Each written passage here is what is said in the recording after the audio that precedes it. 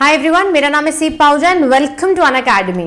देखिए नीट 2023 की अब जोरों से तैयारी चल रही है। आखिरी के 20 दिन बचे हैं क्योंकि 20 दिन के बाद आ जाएगा 6 मई। 6 मई से अगले दिन ही आपका पेपर है, that is 7th of May NEET 2023 exam.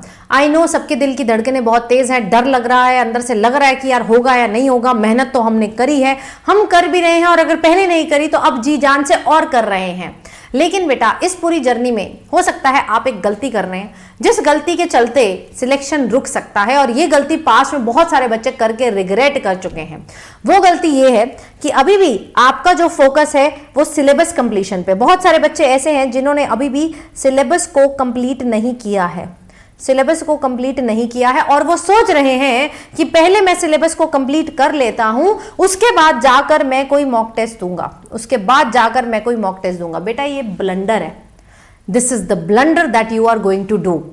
आपका सिलेबस चाहे हुआ है चाहे नहीं हुआ है, आपको मॉक टेस्ट तो लिखने ही लिखने हैं, बस frequency of mock taste different हो जाएगी। जैसे मैं यहां पर एग्जांपल लेके बताऊं, जिन बच्चों का सिलेबस 80% से ज्यादा हो चुका है, मोर देन 80% जिनका हो चुका है, वो बच्चे तो हफ्ते में कम से कम 3 मॉक टेस्ट तो दे ही दे, हर ऑल्टरनेट दे दीजिए। बेटा 80% से ज्यादा सिलेबस हो चुके हैं, आप मॉक टेस्ट देंगे, और जिनका 100% हो चुका है वो सिर्फ रिवाइज कर रहे हैं, वो हफ्ते में 5 फुल लेंथ मॉक टेस्ट देंगे। और जिन बच्चों का अभी सिलेबस लेस देन 50% हुआ है, लेस देन 40% अभी हुआ है, मतलब पहली बारी रिविजन नहीं, अभी अच्छे से कर रहे हैं और अभी लेस देन 50% हुआ है, तो वो बच्चे कम से कम हफ्ते में 1 मॉक टेस्ट तो अभी भी जरूरत है। 1 मॉक टेस्ट 2 दीजिए, लेकिन अगर 2 नहीं मैनेज हो पा रहे 1 जरूर दीजिए, क्योंकि मॉक टेस्ट में देखो सिलेबस तो तुम्हें तब तक लगेगा, 7 मई तक तुम्हें लगेगा मेरा सिलेबस नहीं हुआ है, लेकिन मॉक टेस्ट देके क्या पता चलता है, आपको उसी सिलेबस के इंपॉर्टेंट पॉइंट्स पता चलते हैं, क्योंकि जो मॉक टेस्ट आप देंगे उसमें आपके most expected question, most expected topics होते हैं और सारे PYQs होते हैं। तो जिन बच्चों का सिलेबस बेटा 50% से कम है, 40% से कम है, वो बच्चे अपना मॉक टेस्ट 1 जरूर दें, और एक ऐसा मॉक टेस्ट दे जिसमें आपको most probable, most expected question मिल जाए। और उस मॉक टेस्ट में तुम्हारे पास सबसे अच्छी चीज क्या आ रही है? सबसे अच्छी चीज आ रही है बेटा all India mock test, AIMT।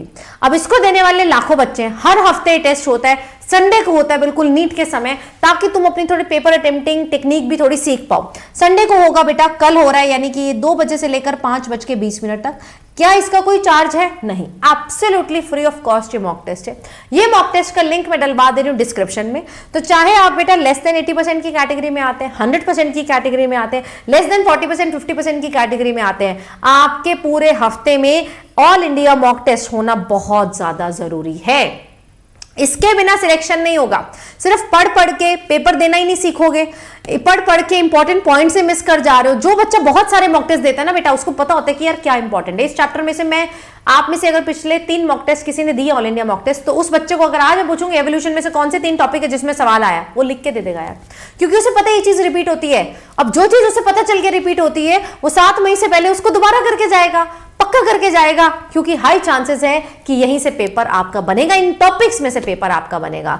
देखो याद रखना, क्वेश्चन कभी नया नहीं बनता, NCERT नहीं थोड़ा उठ के आ जाएगी, क्वेश्चन नया नहीं बनता, क्वेश्चंस आर जस्ट रिक्रिएटेड। एक वे में पूछ लिया इस साल, अगले वे में पूछ लेंगे किसी और तरीके से, है ना।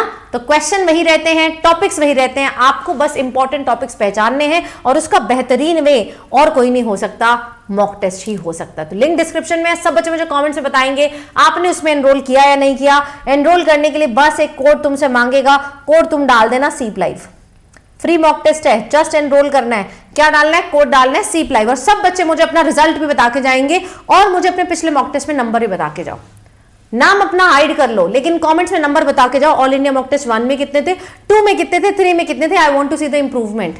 इंप्रूवमेंट है तो बहुत अच्छी बात है, कम हो रहे हैं तो और अच्छी बात है कि वो यहां पर कम हो रहे हैं। एक्चुअल एग्जाम में तुम्हारे साथ ऐसा नहीं हो रहा। बहुत सारी चीजें ऐसी हैं जो हम मॉक टेस्ट से सीखते हैं कि यार टाइम कैसे मैनेज करना है, पहले फिजिक्स देना है, पहले बायो देना है, ये सब चीजों के लिए आपको ये देना एब्सोल्युटली इंपॉर्टेंट है। बाकी बेटा अपनी डेली क्लास तो चल रही है, एवरीडे बेटा सुबह 12 बजे क्लास होती है, जिसमें बायोलॉजी एंड गेम की सीरीज चला रही हूँ।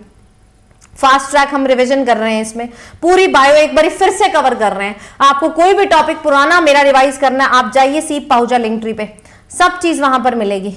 सीप पाहुजा लिंक ट्री पे आप जाएंगे, everything you are going to get over there. Yes, everything you are going to get over there. तो कोई बच्चा ये मिस्टेक अगर कर रहा है तो ना करे, कल के मॉक टेस्ट में एनरोल कर लो और मुझे पुराने मॉक टेस्ट का रिजल्ट बताओ एंड बताओ बेटा कि मैंने एनरोल कर लिया है और मैं हर मॉक टेस्ट दूंगा ही दूंगा। ठीक है जी, चलिए तो मिलते हैं बेटा अगले सेशन में। Keep on working hard, I am really excited for your mock test. और अगले हफ्ते ना हम इस मॉक टेस्ट को यूट्यूब पे डिस्कस भी करेंगे। डो नॉट वरी कि पेपर हो गया निकाल दिया, नहीं, एनालिसिस होगा, मेरे साथ में होगा, मैं खुद आके बेटा ये मॉक टेस्ट को यहाँ पर डिस्कस करूंगी। ठीक है, thank you so much guys, take care.